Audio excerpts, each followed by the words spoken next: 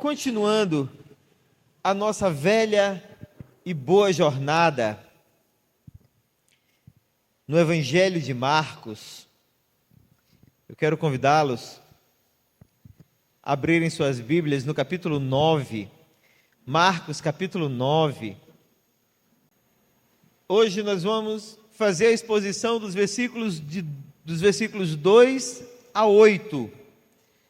Os versículos 2 a 8 de Marcos, capítulo 9, dizem o seguinte: 6 dias depois, tomou Jesus consigo a Pedro, Tiago e João e levou-os sós à parte a um alto monte. Foi transfigurado diante deles. As suas vestes tornaram-se resplandecentes e sobremodo brancas, como nenhum lavandeiro na terra as poderia alvejar. Apareceu-lhes Elias com Moisés e estavam falando com Jesus. Então Pedro, tomando a palavra, disse: Mestre, bom é estarmos aqui, e que façamos 3 tendas. Uma será tua, outra para Moisés e outra para Elias, pois não sabia o que dizer, por estarem eles aterrados.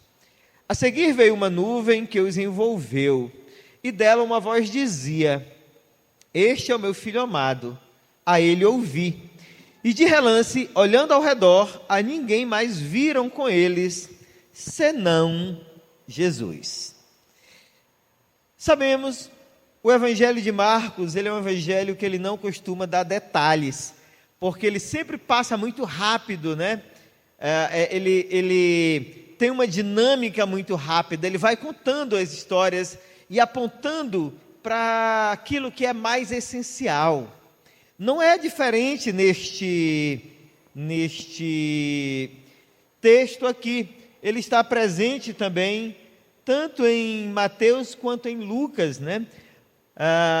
Mas olhando especialmente aqui, irmãos, para a forma como Marcos narra a transfiguração, nós podemos fazer um paralelo muito interessante com o nosso contexto atual.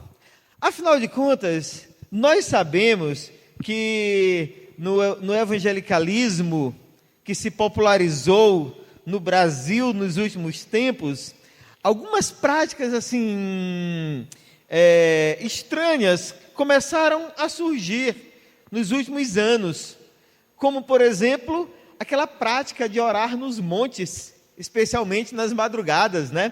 Quando você passa ali pela litorânea, naquela parte mais isolada da litorânea, tá lá as caravanas, ônibus e ônibus, gente desce do monte, gente sobe ao monte para orar ali naqueles montes ali da Avenida Litorânea, alta madrugada, meia-noite, coisas desse tipo, né? Parece-me que eu nunca fui, irmãos. E se vocês me olharem por lá, podem ter certeza, é pura curiosidade antropológica, tá?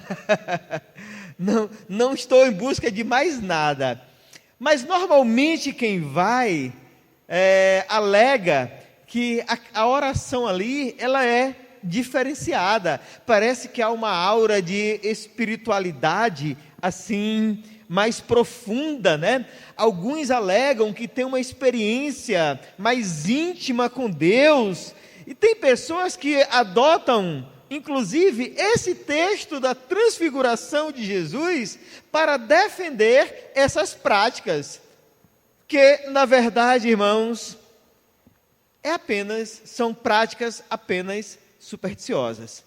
Aquela oração naquele monte, meia-noite, ela não é diferente, ela não é mais espiritual, ela não promove mais intimidade com Deus do que a oração que você faz em casa, ali no seu ambiente doméstico, né?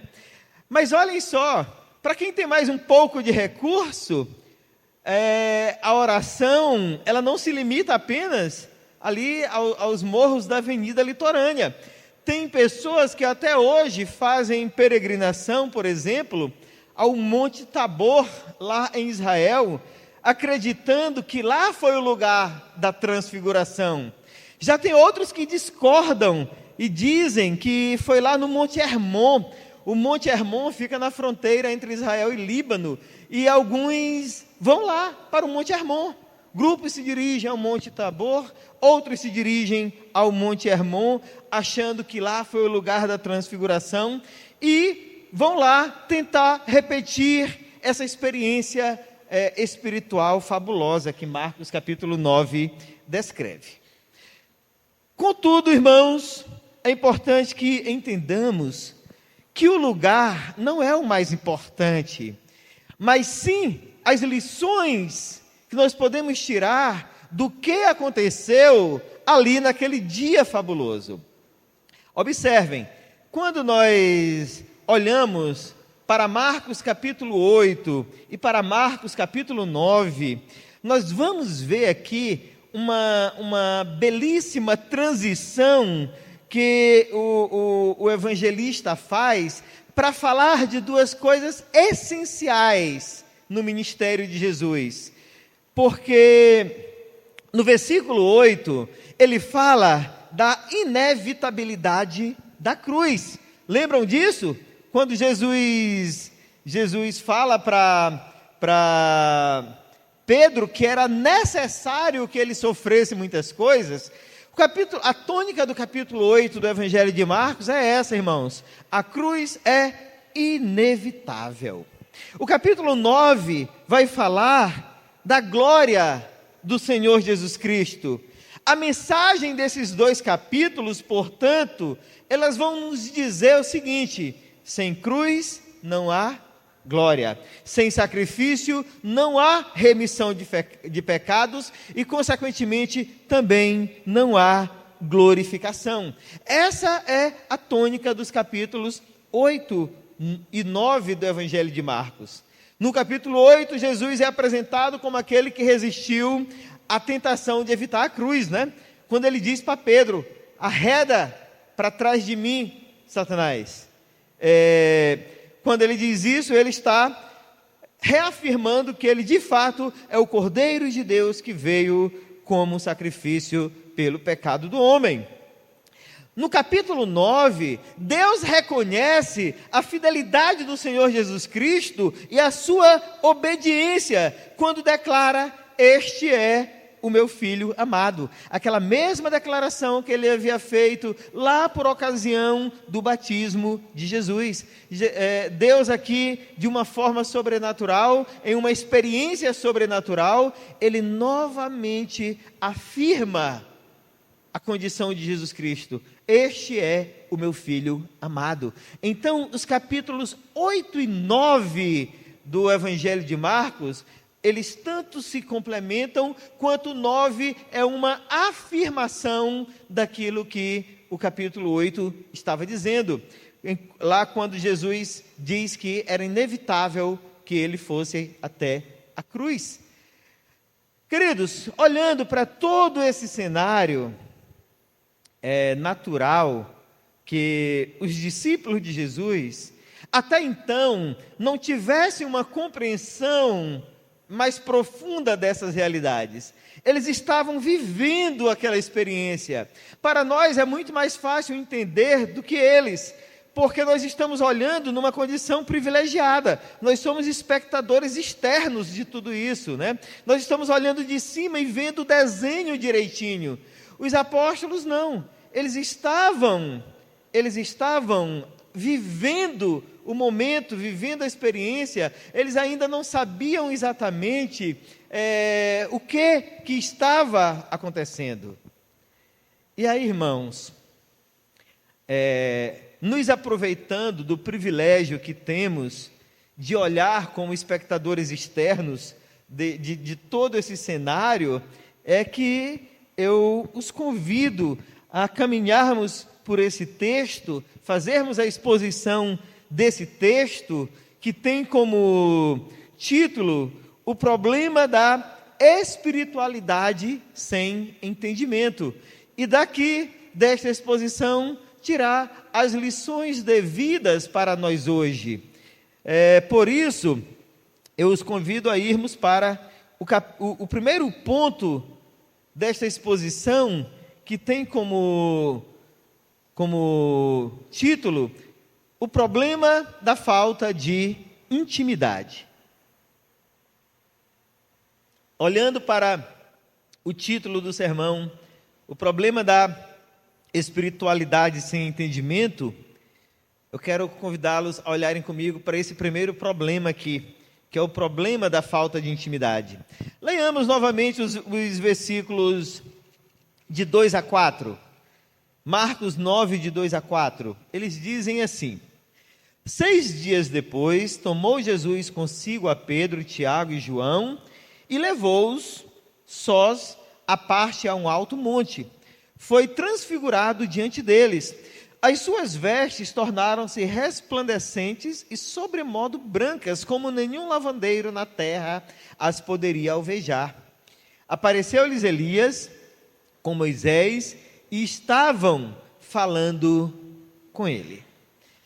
Observem a primeira informação que Marcos nos dá. Esse acontecimento, ele se deu cerca de 6 dias depois daquela fabulosa confissão de Pedro, lá no capítulo 8, versículo 29, quando Pedro disse: Tu és o Cristo. E Mateus traz mais alguma informação, né? O Filho do Deus Altíssimo. A transfiguração está acontecendo aqui menos de uma semana depois, mais ou menos ali, cerca de 6 dias. Aquele mesmo período, né, em que Jesus predisse a sua morte e a sua ressurreição também. E agora, passado esses dias, está agora Jesus somente com Pedro, Tiago e João, se dirigindo para um local isolado, né, para que esses 3 discípulos pudessem testemunhar um acontecimento que só irá ser testemunhado por todos os povos lá no porvir. Pedro, Tiago e João, eles receberam uma antecipação de algo que o restante da humanidade só vai conhecer lá por ocasião da segunda vinda de Cristo. Observe, irmãos, que esse episódio aqui, ele de fato era de difícil entendimento, de difícil compreensão por parte desses discípulos que acompanharam esse evento, porque até então, já passado algum tempo em que eles andavam com Jesus, a concepção que Pedro, Tiago e João tinham de Jesus era daquele homem de lutas, né? Eles olhavam para Jesus e o que eles acostumaram a ver a respeito de Jesus era um homem que, embora tivesse um poder diferenciado, embora fosse capaz de multiplicar os pães, de multiplicar os peixes, de curar leprosos, de ressuscitar pessoas, de acalmar a tempestade, de expelir demônios, parece que a sua natureza divina estava sempre escondida debaixo do suor, da fadiga, da fome, da sede que o seu ministério lhe impunha. Então era assim que aqueles 3 discípulos haviam se acostumado a olhar para Jesus. Frequentemente eles esqueciam que Jesus é o Filho de Deus, que Jesus é o Cordeiro de Deus que veio para tirar o pecado do mundo. As lutas dessa terra parece que continuamente os fazia esquecer dessa condição divina de Jesus Cristo. Porém, a transfiguração foi um momento para revelar a condição singular de Jesus como o Deus Filho, mostrando para aqueles homens uma visão absolutamente vanguardista, né? De coisas que eles iriam conhecer somente em um futuro que ninguém sabe ainda quando irá se concretizar. Mas por que Cristo os chamou para testemunhar esse evento tão singular a respeito da sua pessoa? Porque Jesus sabia que especialmente aqueles 3 homens precisavam desenvolver uma intimidade mais profunda, precisavam ter uma espiritualidade mais íntima e mais conectada com Ele, para que pudessem cumprir a missão que em breve lhes seria confiada. A transfiguração, irmãos, foi uma experiência não para impressioná-los, mas para despertar neles uma concepção mais profunda de quem de fato era o Messias que eles estavam acompanhando, em quem eles acreditavam. E isso, queridos, era fundamental e indispensável, porque a concepção comum, não somente de Pedro, de Tiago e de João, mas a concepção da sociedade de um modo geral, é de uma religiosidade muito básica. Nós nos acostumamos muito fácil com os costumes, com a cultura religiosa de nossa época, e nos acostumamos tão bem que às vezes nem percebemos que apenas seguimos uma prática religiosa. Somos bons religiosos, no nosso caso, somos bons cristãos, mas perdemos a percepção da espiritualidade mais profunda e mais íntima com Deus.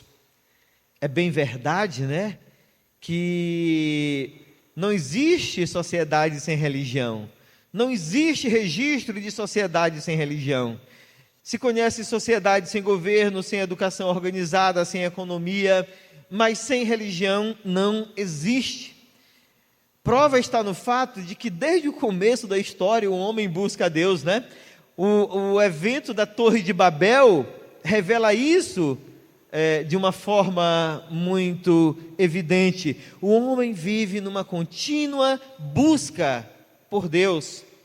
É aquilo que disse Santo Agostinho nas suas confissões: fizeste-nos para ti, e o nosso coração anda inquieto enquanto não descansar em ti. Essa é a condição do ser humano. Pedro, Tiago e João cumpriam essa condição. Eles eram como todos os demais, né? Eles eram como nós somos. Mas Jesus os chama para algo ainda mais profundo.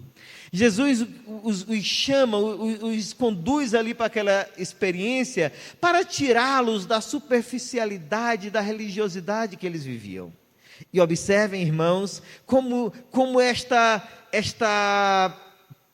tendência para se agarrar a conceitos religiosos, ela é muito forte, porque foram três homens que haviam testemunhado milagres fabulosos por parte da pessoa de Jesus Cristo. Eles tinham visto Jesus fazer coisas que ninguém jamais havia feito, mas ainda assim, seus corações ainda não estavam suficientemente abertos ou preparados para realidades espirituais mais profundas. Observem que mesmo eles tendo o privilégio de testemunhar uma cena deslumbrante, né? Ali cercada por uma glória, por uma luz, por uma espiritualidade extremamente profunda, eles ainda estavam com suas vistas embaçadas e incapazes de entender o que realmente se passava ali naquele lugar. Jesus os chama, né, para um momento de intimidade, não somente entre eles, mas com o próprio Deus Pai. Outras vezes eles já tinham partilhado de momentos semelhantes. Afinal de contas, a gente encontra aqui na jornada de Jesus, frequentemente, momentos de solitude, onde Jesus se separava com os discípulos para orar, né, em locais reservados. Agora, eles estão experimentando algo ainda mais profundo, mas eles ainda não estavam, de fato, com seus corações prontos para encarar, para experimentar essa realidade. Consequentemente, para entender o que se passava ali naquele lugar. Mas observem, irmãos, que naquele contexto, já não entendo que não mais hoje, mas naquele contexto onde Deus se revelava progressivamente à humanidade, e essa revelação era registrada nas Escrituras, esta aqui não foi a primeira vez que algo dessa natureza acontece. Quando nós lemos lá no livro de Êxodo, capítulo 24, especialmente dos versículos 15 a 18, nós vamos ver Moisés passando por uma experiência semelhante. Lá no Monte Sinai, ali quando Moisés sobe para receber as tábuas da lei e o monte fumegava ao seu redor. A diferença aqui é que agora o próprio Cristo está presente e com um adicional, né? Tanto Moisés quanto Elias estavam participando daquele momento. A pergunta é, né? Por que Moisés e Elias, entre tantos nomes que poderiam estar?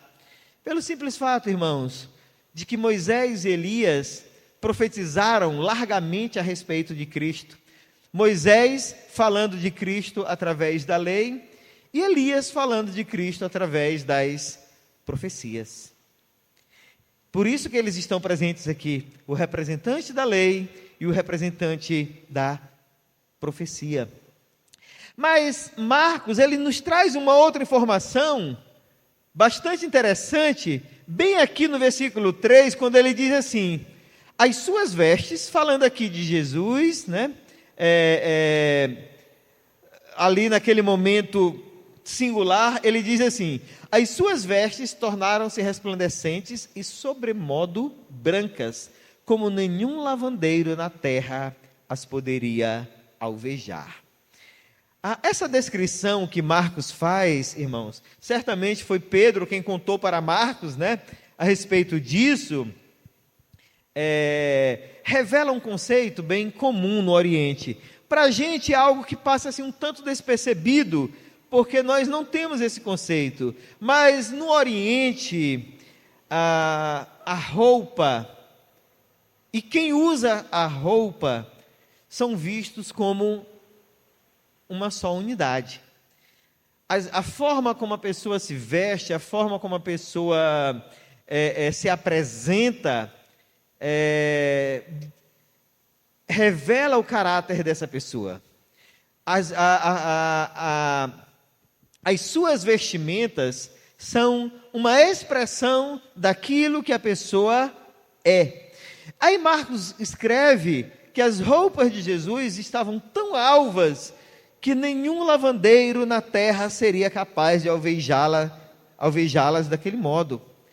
Mas quando Marcos fala disso, ele não está falando aqui da capacidade ou da incapacidade humana de deixá-las plenamente brancas.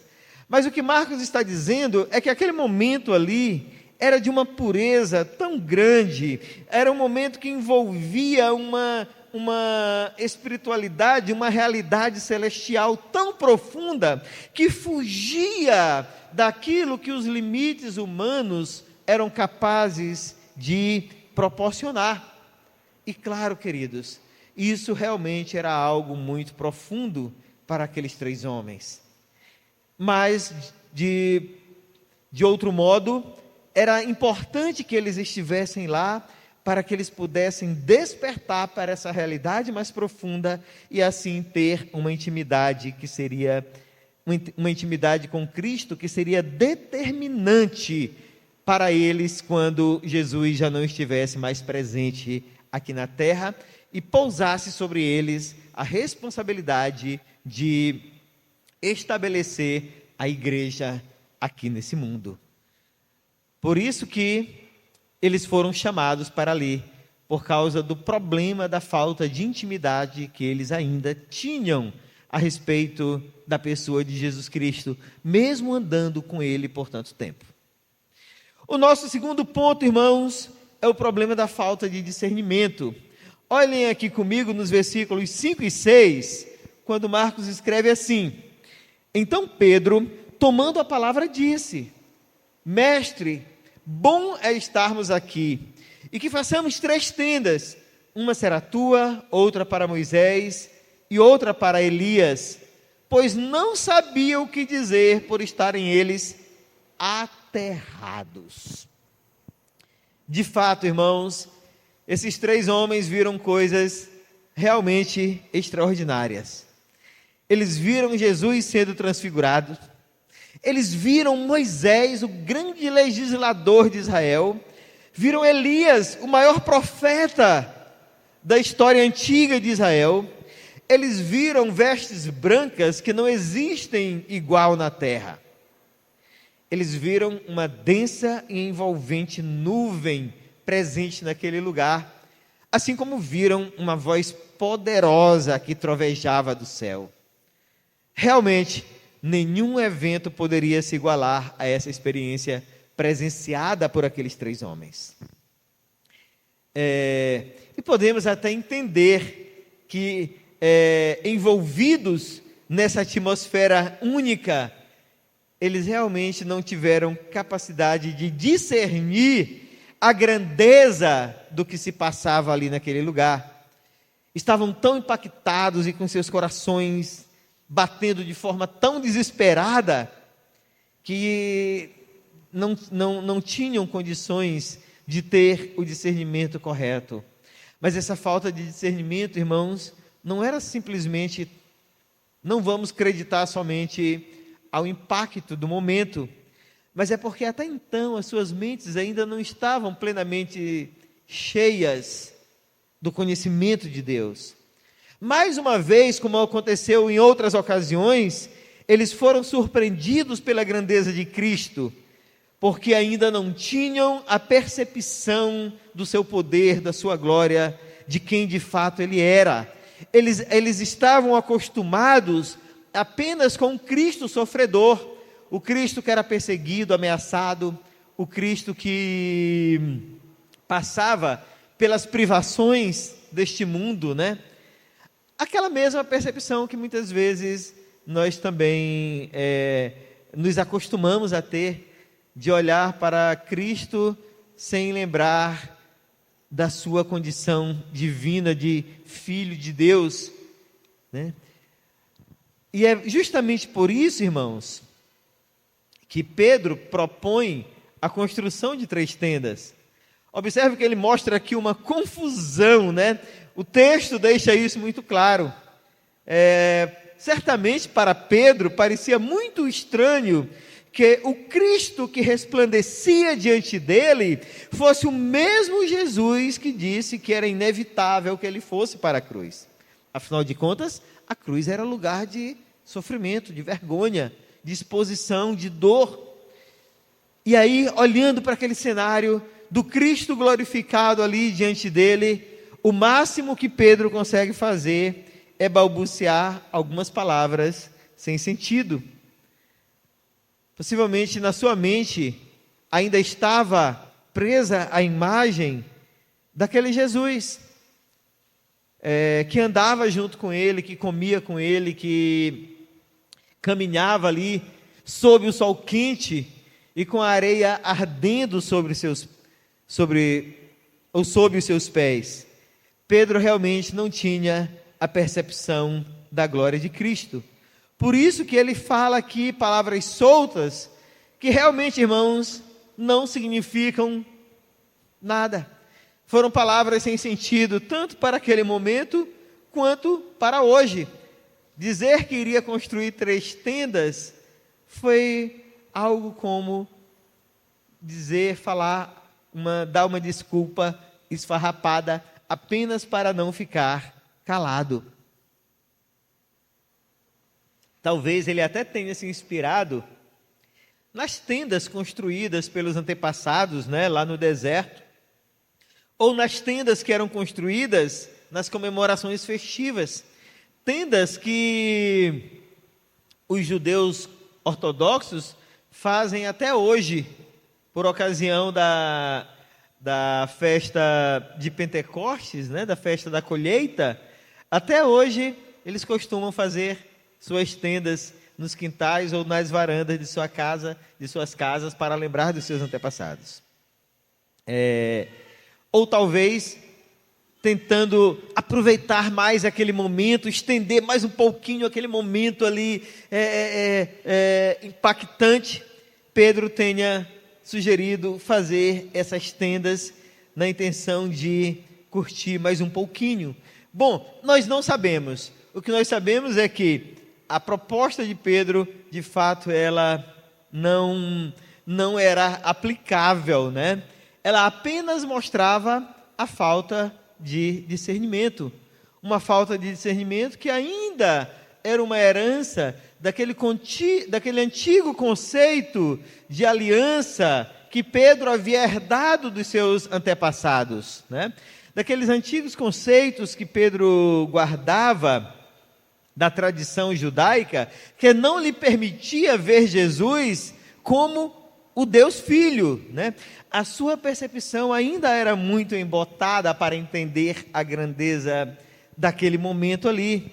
E isso mostrou, a sua postura mostrou o quanto ele ainda precisava de discernimento para que pudesse entender a profundidade espiritual daquele momento e entender a necessidade que ele tinha de se aprofundar mais na fé, para que assim pudesse cumprir o papel que lhe seria confiado logo em seguida, né, como o líder daquele colégio apostólico que haveria de desenvolver a igreja de Jesus Cristo sobre a face da terra.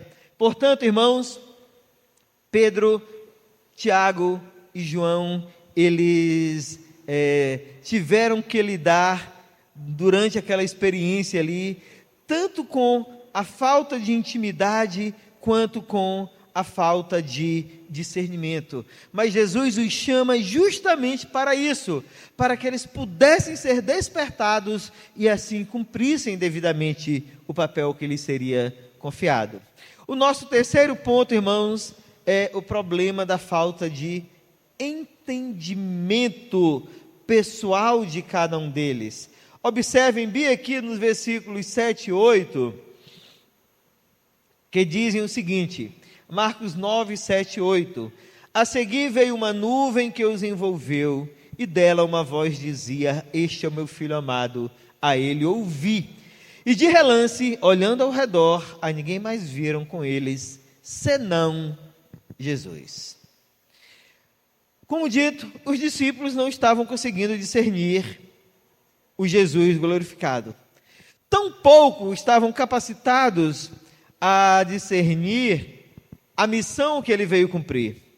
Eles tentaram construir tendas para Jesus, Moisés e Elias, né? Talvez porque pensassem que a missão de Jesus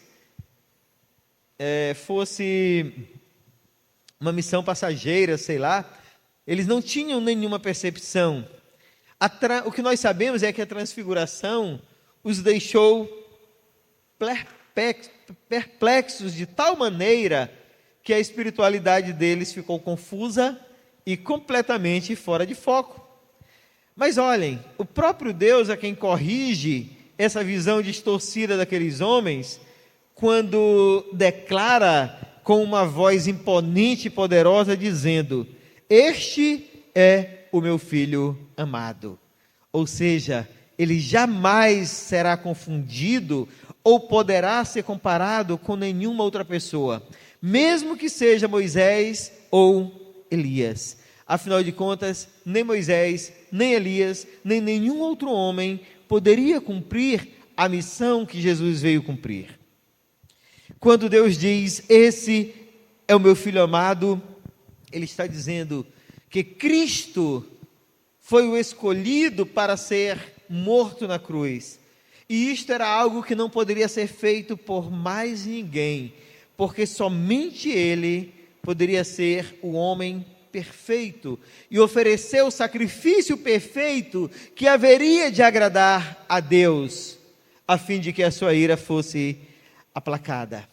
A presença de Moisés e Elias ali, irmãos, não tinha a intenção de compará-los ou de comparar a obra deles à obra de Jesus Cristo, mas simplesmente de reafirmar que tanto a lei quanto a profecia foram um prenúncio da obra que ele haveria de realizar na cruz.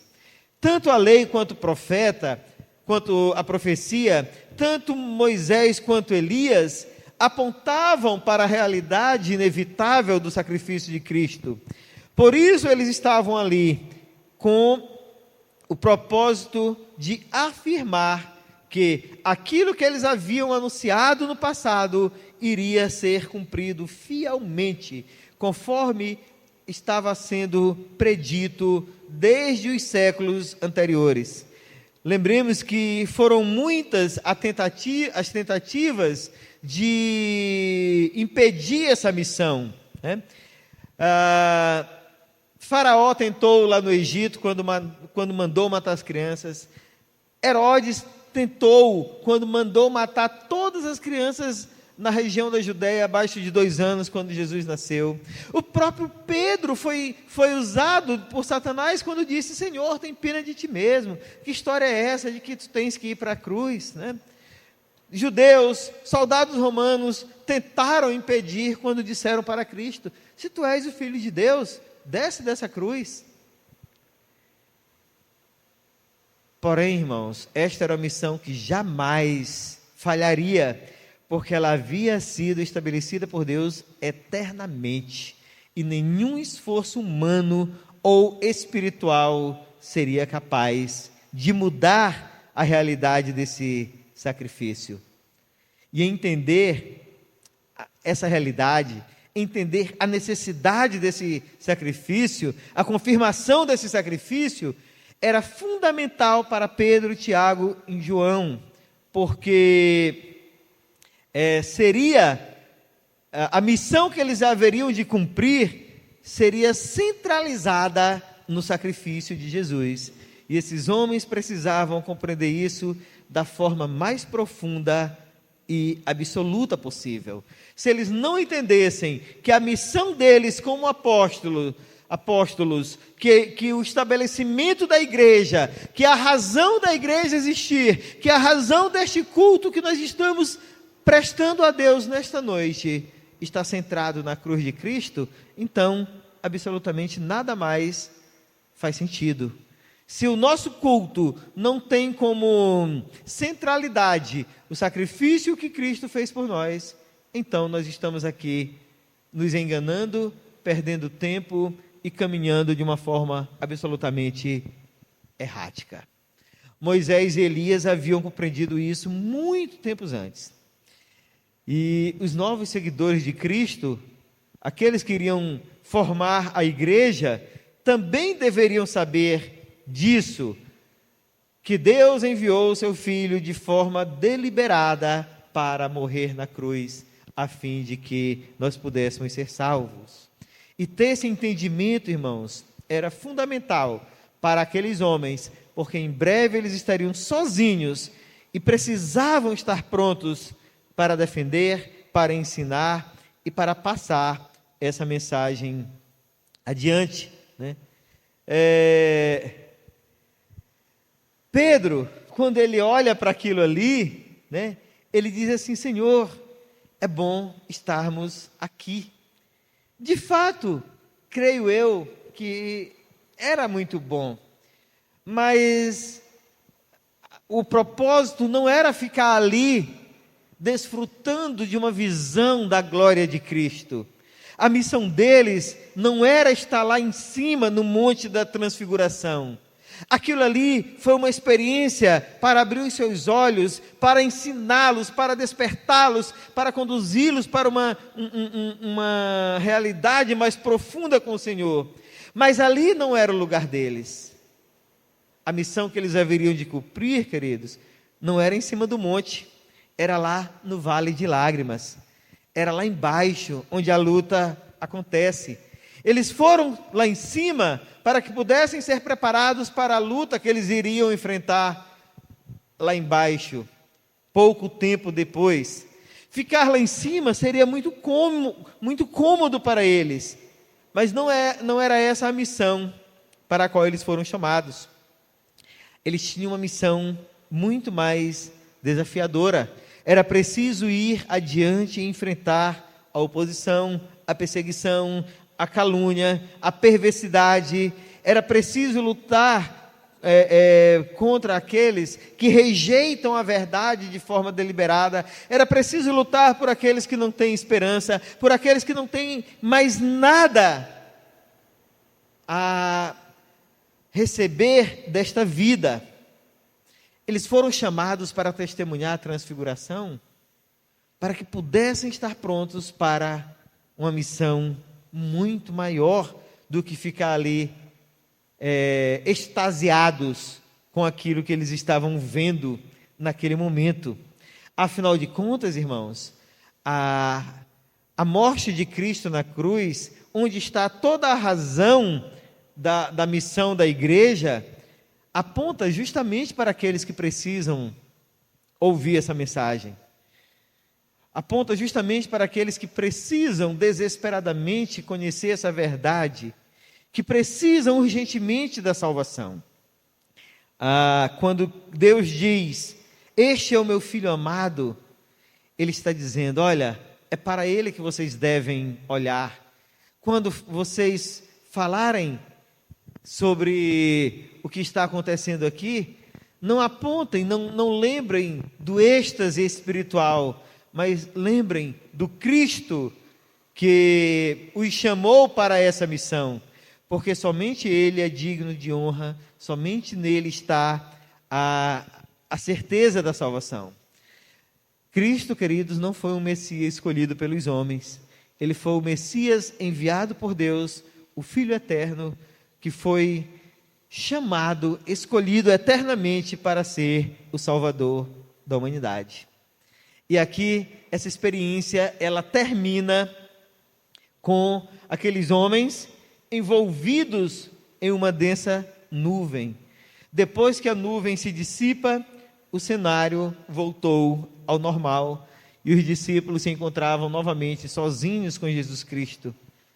Com certeza, ainda bem assustados, mas melhor preparados, mais conscientes, com mais intimidade, com mais convicção, mais certos da missão para a qual Cristo os chamou, agindo agora com entendimento, agindo agora com uma clareza ainda mais profunda que até então eles não tinham sido capazes de ter, apesar de tudo o que eles já tinham visto. Irmãos, caminhando agora para o final, eu quero concluir essa exposição falando para nós hoje, de que maneira podemos aprender com a experiência desses três apóstolos, de que maneira aquilo que eles viram, a forma como eles reagiram, como eles lidaram, as limitações e fraquezas deles, nos ensinam. E eu quero trazer 3 breves aplicações para a nossa vida hoje. E a primeira aplicação, irmãos, é que a verdadeira espiritualidade, ela requer intimidade com Cristo. O Espírito Santo, ele não age à revelia da nossa responsabilidade em conhecer a Cristo. O Espírito Santo não age à revelia da nossa responsabilidade de entender a importância da pessoa de Jesus Cristo em nossa vida. Ou seja, nós não somos mais espirituais quando nós vamos orar de madrugada lá nos montes, ou quando temos alegadas visões, alegadas revelações. A nossa espiritualidade, ela de fato é aprofundada, irmãos, quando nós desenvolvemos uma intimidade a partir de um relacionamento bíblico, quando nos dedicamos a conhecer Jesus Cristo a partir das Sagradas Escrituras. A transfiguração já aconteceu e ela foi apenas uma única vez. Foi para preparar aqueles homens que haveriam de conduzir a igreja. Nós somos frutos desse trabalho. Agora nós temos que aprender com o que eles passaram e não tentar reviver uma experiência que já se cumpriu, buscando Cristo em outros lugares que não seja na Bíblia Sagrada. A segunda aplicação, irmãos, é que a verdadeira espiritualidade, ela requer discernimento. Nem toda espiritualidade é correta, nem toda espiritualidade é agradável diante de Deus. Espiritualidade sem discernimento costuma levar à superstição e ao distanciamento da verdade. Querer ver a glória de Deus sem conhecimento, querer ver a glória de Deus sem discernimento, pode se tornar uma armadilha para o engano. Afinal de contas, nós sabemos disto, não faltam supostos detentores de poderes superiores que se aproveitam da ignorância alheia para vender ilusões e uma falsa espiritualidade por aí, com seus rituais, com suas promessas, com as suas especulações teológicas. O que precisamos de fato, queridos, é conhecer a Cristo através da sua revelação encontrada nas Sagradas Escrituras. E a terceira e última aplicação, irmãos, é que Jesus ele teve uma missão muito específica, que foi salvar o homem da condenação eterna. Hoje, essa missão, ela passa por nós quando nós anunciamos essa verdade a todos os povos. Mas para que façamos isso corretamente, nós precisamos entender, ter muito claro que tudo que nós falamos, tudo que nós cremos, tudo que nós fazemos, tem como centralidade o sacrifício de Cristo por nós. Porque se não for assim, nós nunca transmitiremos a verdade como ela é. Por isso que é indispensável que nós entendamos a necessidade do sacrifício de Cristo. É necessário que nós conheçamos quem de fato é o Senhor Jesus Cristo. Não apenas como o sofredor que veio e morreu lá na cruz do Calvário, e nem apenas como o Cristo meio que etéreo, meio longe, meio fora da nossa realidade, mas o Cristo que é plenamente Deus e que é plenamente homem e que habita entre nós, que fez por nós o que nós não podíamos fazer, mas se identifica conosco na plenitude da sua humanidade também. Que na sua graça o Senhor nos abençoe e nos traga esse discernimento para a sua glória. Amém.